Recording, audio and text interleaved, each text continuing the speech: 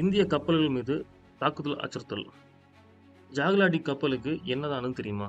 வாங்க இந்த ஷாட்ல நம்ம டீட்டெயிலா பார்ப்போம். ஹார்முனாஸ் நீர்நிலை. இப்போ சமீப காலத்துல இத பத்திலாம் ரொம்ப அதிகமா பேசியிருப்போம். அதிகமா கேட்டிருக்கோம்.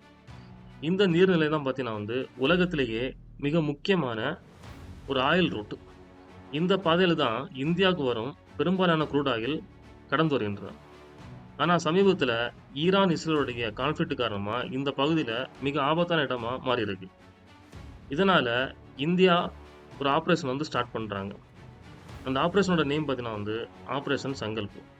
ஆபரேஷன் சங்கல்ப் மூலமா நேரடியா வார்ஷிப்பு டெப்ளாய் பண்ணி இந்திய கப்பல்களுக்கு பார்த்தீங்கன்னா எஸ்கார்ட் பாதுகாப்பு கொடுக்குறது. இது ஒரு சாதாரண மிஷன் இல்ல. நம்ம நாட்டோடைய ஃபியூயல் சப்ளைய காப்பாத்துற ஒரு ஆபரேஷன். ஒரு முக்கியமான சம்பவத்தை இதுல நம்ம நோட் பண்ணணும்.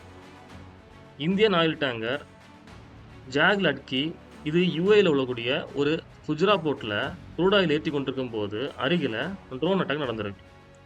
அதிர்ஷ்டவசமா கப்பல் சேதமின்றி தப்பிச்சிருச்சு. அடுத்த நாளே பார்த்தீங்கன்னா சேஃபா போர்ட்டை விட்டு வெளியே வந்துருச்சு.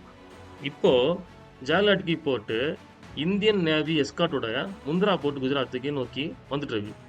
அதே நேரத்தில் எல்பிஜி டேங்கரான சிவாலிக்கு ஏற்கனவே முந்திரா போர்ட் வந்து சேர்ந்துருச்சு. இன்னொரு கப்பலான நந்தனா தேவி இந்தியாவுக்கு சேர்ந்த நிலையில் இருக்கு. இன்னும் சுமார் 20க்கும் மேற்பட்ட இந்திய கப்பல்கள் அந்த பகுதியில் இருக்கின்றன. அனைத்து இந்திய நேவியும் பாதுகாப்பும் கவர்மெண்ட் கோஆர்டினேஷனோட நடக்குது. இது இந்தியாவுடைய பவர் மட்டும் இல்ல, நம்ம நாட்டோட எக்கனாமியை காப்பக்கூடிய ஒரு பெரிய மூவ். ஸோ இப்படிப்பட்ட ஒரு டீட்டெயில்ஸ் இன்ஃபர்மேஷனை கேட்கறதுக்கு வேண்டி மறக்காம லைக் பண்ணுங்க, சப்ஸ்கிரைப் பண்ணுங்க, ஃபாலோ பண்ணுங்க. பை.